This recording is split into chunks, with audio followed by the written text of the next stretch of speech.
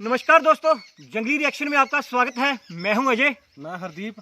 तो दोस्तों, आज जो वीडियो हम आप लोगों के साथ देखने वाले हैं, हॉलीवुड की मूवी है और क्या ज़बरदस्त मूवी है जी, द मार्शियन। मतलब एक बंदा मार्स पर रह जाता है गलती से और उसके ऊपर ये फिल्म है पूरी। तो दोस्तों, पहले देखते हैं फिल्म और अपना रिव्यू देंगे एंड में। तो करते हैं वीडियो स्टार्ट।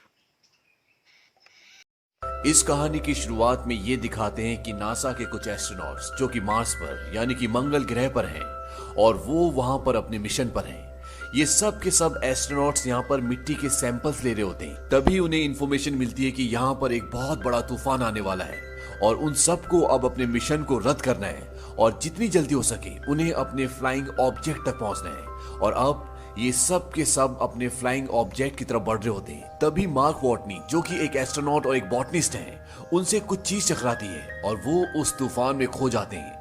हालांकि इनकी जो कमांडर होती है वो उसे ढूंढने की बहुत कोशिश करती है, लेकिन मार्क वॉटनी का कुछ भी पता नहीं चलता और ना ही उनसे कोई संपर्क हो रहा होता है और इन्हें लगता है कि मार्क वॉटनी अब इस दुनिया में नहीं रहे और ये सब अपने फ्लाइंग ऑब्जेक्ट पर आकर वहां से निकल जाते हैं। लेकिन जब मार्स पर तूफान शांत होता है तो वहां पर ये दिखाते कि मार्क वॉटनी अभी भी जिंदा है और उन्हीं के इक्विपमेंट्स में से एक रॉड उसके शरीर में उसके पेट में चली गई है, जिससे उसे बहुत दर्द हो रहा होता है।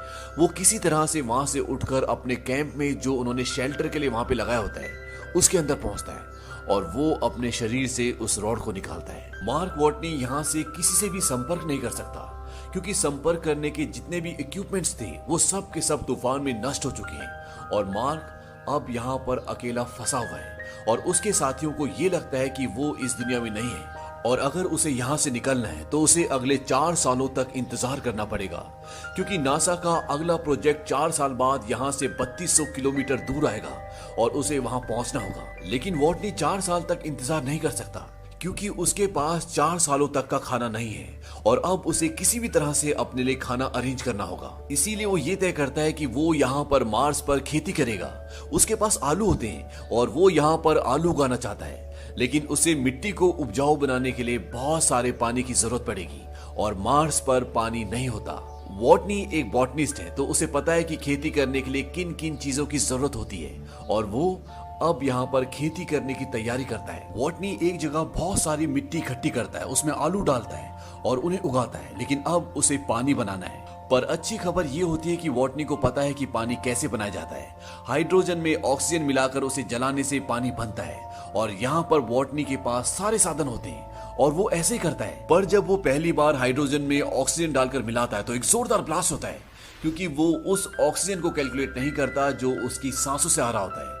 लेकिन अगली बार वो हाइड्रोजन ऑक्सीजन मिलाकर जलाने में कामयाब हो जाता है और अब वहां पर पानी बनना शुरू हो जाता है। दरअसल इस तरीके से वाष्पीकरण होता है जिससे वहां पर पानी की छोटी छोटी बूंदें बनना शुरू हो जाती है और उसकी मिट्टी को जितने पानी की जरूरत होती है वहां पर पानी बन जाता है और कुछ दिनों के बाद वहां पर पहला पौधा अंकुरित होता है, जिसे देखकर वॉटनी को बहुत खुशी होती है। वहीं दूसरी तरफ अर्थ पर यह ऐलान कर दिया जाता है कि वॉटनी अब इस दुनिया में नहीं रहे। पूरे मीडिया में ये खबर आ जाती है और वो उसका फ्यूनरल भी कर देते हैं। पर अगले दिन जब उनकी ऑपरेटर सैटेलाइट से मार्स की पिक्चर्स देख रही होती है तो वो देखते हैं कि वहां पर जो उनके इक्विपमेंट्स थे वो एक जगह से दूसरी जगह पर शिफ्ट हो गए। दरअसल ये वो सोलर पैनल्स थे जो वॉटनी ने एक जगह से दूसरी जगह शिफ्ट किए थे। वो अपने सीनियर्स को बुलाती है और वो सब समझ जाते हैं कि वॉटनी मार्स पर अभी भी जिंदा है। लेकिन उनका सीनियर कहता है कि हम जानते हैं कि वो जिंदा है, लेकिन जब तक हम वहां पर पहुंचेंगे वो भूख से मर जाएगा। और उसका कहना कहीं ना कहीं सही भी होता है क्योंकि अर्थ से मार्स तक पहुंचने के लिए उन्हें कई महीनों का सफर तय करना पड़ेगा और वो जानते हैं कि वॉटनी के पास इतने लंबे समय के लिए खाना नहीं है। अब वॉटनी को मार्स पर पूरे 70 दिन हो चुके हैं और वो हिसाब लगाता है कि नासा का अगला मिशन जो मार्स पर उतरेगा वो 4 साल बाद उतरेगा और वो भी यहाँ से 3200 किलोमीटर दूर, और तब उसे वहां पहुंचना होगा और इस सफर को तय करने में उसे करीब 50 दिन लग जाएंगे क्योंकि उसके पास जो गाड़ी है वो उसे एक दिन में 35 किलोमीटर से ज्यादा नहीं चला सकता क्योंकि उसके बाद उसे उसके सोलर पैनल्स को रिचार्ज करना होगा। वहां नीचे नासा में लोग वॉटनी तक खाना और मदद पहुंचाने के लिए तैयारी करते हैं, पर इन्हें इसकी पूरी तैयारी में 3 महीने लगेंगे और जिस फ्लाइंग ऑब्जेक्ट को ये मार्स पर भेजेंगे उसे वहां पहुंचने में 9 महीने लगेंगे, यानी पूरा 1 साल। वहीं ऊपर मार्स पर वॉटनी की आलू की फसल को पूरे 48 दिन हो गए हैं। उसने 400 पौधे उगाए जो कि उसकी उम्मीद से ज्यादा अच्छे तरीके से उगे और अब वो आलू निकालता है और छोटे आलुओं को दोबारा बो देता है। वॉटनी यहाँ पर खाद के लिए अपना मल इस्तेमाल करता है, पर वो जानता है कि अगर उसने नासा से संपर्क नहीं किया तो वो भले ही कितनी आलू उगा ले, पर वो जिंदा नहीं बचेगा। इसलिए वो वहां से एक ऐसी जगह जाता है जहां पर एक पाथ फाइंडर होता है जो 1997 में खराब हो गया था और उसका संपर्क अर्थ से टूट गया था। और जब वॉटनी उस तरफ जाता है तो नीचे से नासा की टीम जो लगातार उसकी मूवमेंट पर सैटेलाइट के जरिए नजर रख रही होती है, वो समझ जाती है कि मार्क वॉटनी उस पाथ फाइंडर को लेने जा रहा है, क्योंकि वहां उसके अलावा और कुछ भी नहीं होता। पर यह बहुत पुराना सिस्टम होता है और ये सिर्फ मार्स से फोटो क्लिक करके भेज सकता है। इसीलिए वॉटनी उस कैमरे के आगे 3 बोर्ड्स लगाता है। उसमें जो बीच वाला बोर्ड होता है उसमें लिखा होता है क्या आपको मेरे सिग्नल मिल रहे हैं, और लेफ्ट वाले बोर्ड में यस लिखा होता है और राइट वाले में नो। और नासा नीचे से उस पाथ फाइंडर के कैमरे को यस की तरफ मूव कर दें और वॉटनी समझ जाता है कि वो मुझे देख रहे हैं और इस बात से उसे बहुत खुशी होती है। और इसके बाद वॉटनी उनसे बात करने के लिए कोड्स का इस्तेमाल करता है और अब ये आपस में मैसेजेस के थ्रू बात कर सकते हैं। और नासा से उसे मैसेज भेजा जाता है कि तुम्हारे लिए खाना और जरूरी सामान भिजवा रहे हैं। वॉटनी को यहाँ पर यह भी पता चलता है कि अभी तक नासा ने उसके क्रू को ये नहीं बताया कि वो जिंदा है, और जिस क्रू का ये मेंबर था वो अभी भी अंतरिक्ष में है और अर्थ की तरफ आ रहे हैं। पर अब नासा वॉटनी के क्रू को बता देती है कि वॉटनी जिंदा है। इससे उसके क्रू मेंबर्स को खुशी होती है और दुख भी। उन्हें दुख इसलिए होता है कि वो वॉटनी को वहां अकेला छोड़ाए, पर अब वो कुछ नहीं कर सकते। अब जब मार्स पर सब कुछ ठीक ठीक चल रहा होता है, तभी एक दिन उस जगह जहां पर उसने आलू उगाए हैं वहां पर एक ब्लास्ट होता है और उसकी की सारी फसलें खराब हो जाती है। और अब वो दोबारा फसलें नहीं उगा सकता, क्योंकि जो वातावरण उसने वहां पर बनाया होता है वो सारा का सारा वातावरण नष्ट हो जाता है। और हिसाब लगाया जाता है कि वॉटनी के पास जितने आलू हैं उन्हें खाकर वो तब तक जिंदा नहीं रह सकता जब तक अर्थ से उसके पास मदद पहुंचेगी। यानी कि जब अर्थ से उसके पास मदद पहुंचेगी उससे पहले वो भूख से मर चुका होगा। इसीलिए नासा वॉटनी को एक मैसेज देती है और उसे बोलती है कि तुम्हें अब कम से कम खाना खाना होगा, ताकि जब तक तुम तक मदद और खाना पहुंचे तुम जिंदा बच सको। और वॉटनी ऐसे ही करता है। जो खाना वो एक दिन में 3 बार खाता था, अब उसे वो एक बार का खाना 3 दिन तक चलाना होगा। और नीचे नासा उसके लिए लॉन्च की तैयारी करती है, जिसमें उसके लिए खाना और जरूरी सामान होता है। लेकिन यहाँ पर उन्हें देर हो रही होती है, इसीलिए वो उसकी टेस्टिंग नहीं करते और उसे लॉन्च कर देते हैं। लेकिन वॉटनी की किस्मत एक बार फिर उसका साथ नहीं देती। लॉन्च होने के बाद रॉकेट आसमान में ब्लास्ट हो जाता है और इस बात से सबके सब डिसअपॉइंट हो जाते हैं, क्योंकि अब वॉटनी नहीं बच सकता। उसके पास खाना नहीं है, उसके पास कोई मदद नहीं पहुंचा सकता। और जब वॉटनी को पता चलता है कि लॉन्च फेल हो गया तो वो टूट जाता है और वो नासा को एक मैसेज करता है। उसमें लिखा होता है कि मेरे माँ बाप तक ये संदेश जरूर पहुंचाना। मैं हार नहीं मान रहा, पर हमें हर एक अंजाम के लिए तैयार रहना चाहिए। आप उनसे कहना कि मुझे मेरा काम पसंद है और मैं इसमें माहिर भी हूँ, और अगर मैं इसमें मर भी गया तो मेरी मौत के पीछे एक नेक मकसद होगा जो मुझसे ज्यादा अहम है। उनसे कहना कि मैं मुश्किलों से डरा नहीं, मैंने उनका सामना किया। वहीं नासा अब पूरी तरह से उम्मीद छोड़ चुका है, पर चाइना नासा की मदद करने का फैसला करता है, क्योंकि उनके पास स्पेस में जाने के लिए पूरी तैयारी होती है। और अब 28 दिनों में नासा चाइना की मदद से दोबारा लॉन्च करने की तैयारी करता है। अब यहीं पर एक लड़का होता है जिसका नाम रिच होता है और ये एस्ट्रोडायनेमिक में काम करता है। रिच नासा की टीम को वॉटनी को बचाने का एक तरीका बताता है। वो कहता है कि जिस स्पेसशिप में बाकी का क्रू अर्थ पर वापस आ रहा है, अगर वो अर्थ पर वापस न आकर अर्थ का चक्कर लगाए और जब वो अर्थ के ऑर्बिट के पास होगा, हम यहाँ से ऊपर स्पेसशिप पर सारा जरूरी सामान पहुंचा देंगे और स्लिंग शॉट के जरिए उस स्पेसशिप को जिसमें आपके 5 एस्ट्रोनॉट वापस आ रहे हैं उसे दोबारा मार्स की तरफ धकेल देंगे। स्लिंग शॉट ग्रेविटेशनल पुल को कहते हैं, जिससे किसी भी यान को ग्रेविटी की मदद से अंतरिक्ष में किसी दिशा में भेजा जाता है। रिच कहता है कि जब उनका यान मार्स के पास पहुंचेगा तो उन्हें मार्स पर उतरना नहीं है, क्योंकि अगर ये मार्स पर उतरेंगे तो इनका ईंधन खत्म हो जाएगा और ये पृथ्वी पर वापस नहीं आ पाएंगे। वो उन्हें बताता है कि उन्हें मार्स पर नहीं उतरना, बल्कि वॉटनी एमएवी यानी एक फ्लाइंग ऑब्जेक्ट जो पहले से मार्स पर है, उससे वॉटनी को मार्स के ऑर्बिट से बाहर आना होगा और जब वो ऊपर आएगा तो उसे बाकी के क्रू मेंबर्स पकड़ लेंगे। पर यह सब इतना आसान नहीं होता। इसमें सिर्फ वॉटनी की जान बचाने के लिए नासा वाले 5 एस्ट्रोनॉट्स की जान खतरे में नहीं डाल सकते, पर अगर वो ऐसा करते हैं तो वो वॉटनी के पास वक्त से पहले पहुंच जाएंगे।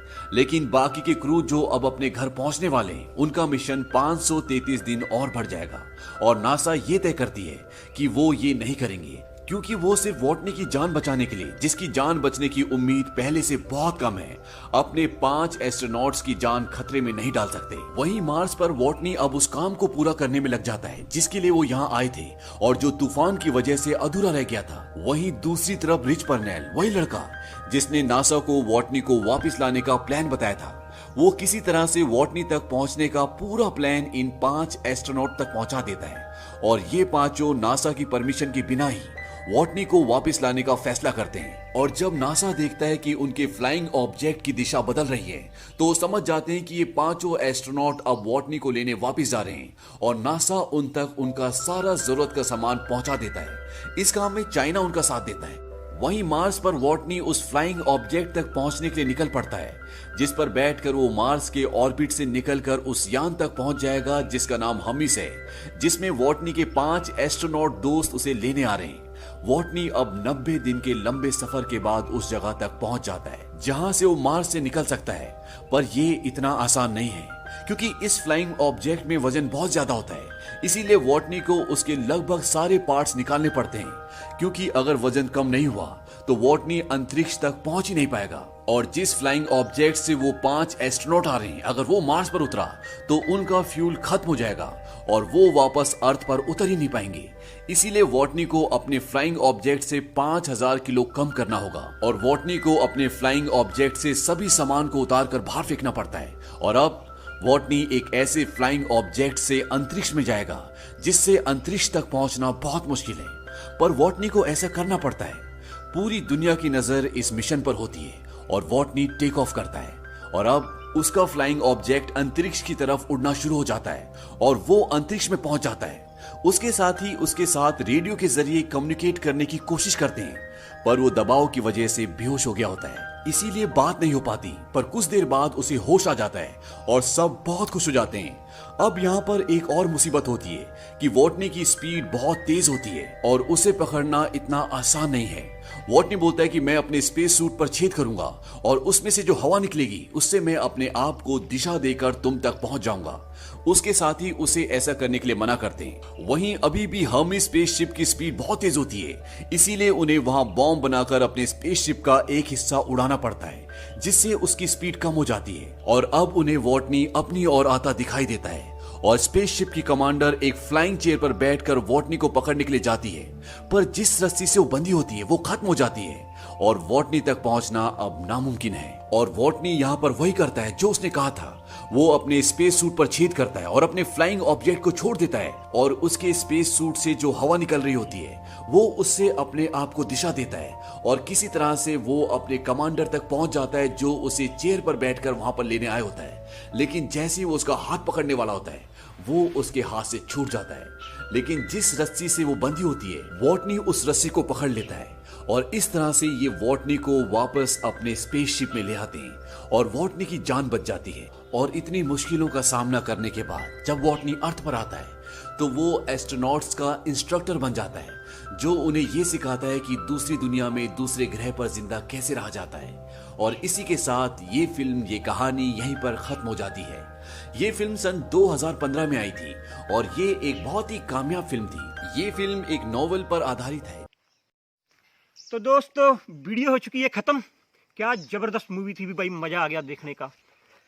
ऐसी मूवियाँ हॉलीवुड ही बना सकता है, हमारे ये बॉलीवुड में तो ऐसे ही क्या बताएं, बॉयकॉट ही होती हैं। डॉक्टर साहब आपको ये मूवी कैसी लगी, आप बताइए। बहुत अच्छी, बहुत बढ़िया, मज़ा नज़ारा आ गया देखने का। भाई क्या ज़बरदस्त था। फिल्म में दिखाया गया है कि कैसे एक इंसान मतलब मंगल ग्रह पे भी रह सकता है। खैर वो रहता तो अपने सूट साट में ही था, लेकिन जो आलू उगाता है वो ना मंगल ग्रह पे, हाँ, उसका तरीका बहुत अच्छा था। मतलब वो खाद के लिए वो भाई बाथरूम तो चल उसने वैसे भी जाना ही था तो उसके लिए वो यूज़ करता था। और बाकी रहा है वो ऊपर कैसे दिखाया गया। और इस फिल्म में मतलब मेन उसके ऊपर बनाई गई है ये पिक्चर कि हमें ज़रूरत क्या है मंगल पर जाने की। हमें मंगल पर जाने की ज़रूरत इसलिए है कि जैसा हमने गंद मचा रखा ना इंसानों ने पृथ्वी पे, एक दिन हमने अपना मौसम ये सारे अब खुद ही ख़राब कर लेने हैं। बिल्कुल सही बात है। तो इस काम के लिए अभी इलॉन मस्क है ना, जो दुनिया के सबसे अमीर इंसान है, वो भाई अब एक 2050 तक मंगल ग्रह पर एक कॉलोनी बसा देंगे इंसानों की। आपको पता है इस बात का? सुना है? सुना सुना। इलॉन मस्क जो हैं वो मतलब 2050 तक पूरा एक कॉलोनी, एक छोटा शहर बसा देंगे मंगल ग्रह पर, क्योंकि हमें उनको पता है कि पृथ्वी आने वाले टाइम में ऐसी नहीं रहेगी जैसी आज है। ख़त्म तो हम कर ही रहे हैं, जितना हमने फैक्ट्रियाँ फुक्ट्रियाँ धुएँ धंधे जो लगे चला रखे हैं, उसकी वजह से पृथ्वी को इतना नुकसान हो रहा है। और वैसे भी मतलब पृथ्वी का अंत होना ही है, तो तब तक इंसानियत शायद मंगल पर शिफ्ट हो जाए। और अभी तक देखा गया है कि हमारे ब्रह्मांड में ना डॉक्टर साहब सिर्फ 2 ही जगह ऐसी हैं यहाँ पे इंसान रह सकता है, मतलब पृथ्वी के अलावा। कौन कौन सी? एक तो ये मंगल ग्रह पर मतलब चलो सूट में रहना पड़ेगा लेकिन रह सकता है। लेकिन और दूसरा जो ग्रह है वो है जो हमारे सौर मंडल में हमारा शनि नहीं है, शनि ग्रह सैटर्न है, जो उसका एक चंद्रमा है, उसका नाम है शनि टाइटन। टाइटन है उस ग्रह का नाम, यानी जैसे हमारा चंद्रमा है ना, वैसे शनि ग्रह के 128 के कितने चंद्रमा हैं। अच्छा। तो उनमें से एक है टाइटन। वो टाइटन ग्रह पे पानी मौजूद है, पानी मतलब शायद किसी और मात्रा में है, मतलब किसी और गैस के पता नहीं, मतलब मैंने देखा है कि वो वहाँ पे पानी है, वहाँ पे जीवन हो सकता है। मतलब आने वाले टाइम में अगर कभी हम पृथ्वी के अलावा कहीं रहना चाहते हैं तो हम टाइटन पर भी जा सकते हैं, लेकिन वो दूर इतने ज़्यादा है कि वहाँ पहुँचने में हम वही है ना जो मैंने आपको बताया था कि स्पीड मतलब हज़ारों किलोमीटर की भी होगी ना, तो भी हमारे को पहुँचने में वहाँ 1.5 साल लग जाने वाला है टाइटन पे। 1.5 साल? हाँ जी, 1.5 साल। और मंगल पे जाने के लिए भाई, मंगल भी हमारी पृथ्वी से 5.5 करोड़ किलोमीटर दूर है। और हमने जो इंडिया ने भेजा था ना पीछे जी, एक यान भेजा था मंगलयान। हाँ। मंगलयान को भी मतलब मंगल ग्रह पर उसके ऑर्बिट में पहुंचने के लिए 9 महीने लग गए थे पूरे। 9 महीने? हाँ, पूरे 9 महीने। मतलब तो देखो कितना खर्चा आएगा। मतलब वो भी धरती के नजदीक था उस वक्त, मतलब ना? हाँ, ये जो चलता है ना, जो इनका रोटेशन सिस्टम है, तब मतलब मंगल और पृथ्वी एक लाइन में आए थे और तब रॉकेट छोड़ा गया था, और तब भी 9 महीने लग गए थे इसको पहुंचने में, इतनी नज़दीकी होने के बावजूद। लेकिन ये जो आसमान वाली दूरियां है ना, ये हम इधर ज़मीन पे बैठ के नहीं नाप सकते, बहुत ख़तरनाक है भाई। ये यहाँ तो लाइट की स्पीड से ही बात बनेगी। तो खैर दोस्तों, आपको वीडियो कैसी लगी कमेंट सेक्शन में ज़रूर बताइएगा। और आप हमें मतलब कोई रिक्वेस्ट भी कर सकते हैं कि कोई वीडियो के ऊपर भी आप वो वीडियो लेकर आए, तो हम बिल्कुल लेकर आएंगे। तो ठीक है दोस्तों, मिलते हैं नेक्स्ट वीडियो में। तब तक के लिए जय हिंद, जय Bharat and thanks for watching.